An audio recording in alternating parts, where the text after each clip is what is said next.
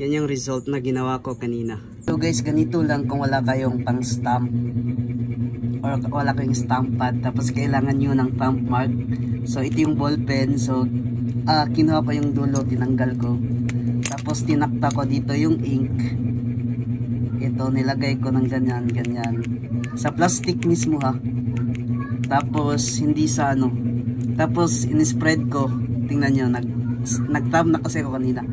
Sinspread ko ng ganyan, ganyan, ganyan, ganyan. Tapos kung saan yung ang finger nyo na kailangan ng thumb mark, yun yung i-ano nyo dito. Halimbawa ito, lalagay ko dito. Tapos sample. Ganyan na siya guys. Kung gusto nyo ng manipis, pwede nyong anuhin. Ganyanin pa, di ba? Tapos para manipis, tapos naubusan ako. Tapos ganito. Tapos ganyan lang. 'Di ba madali lang? 'Di ba madali lang?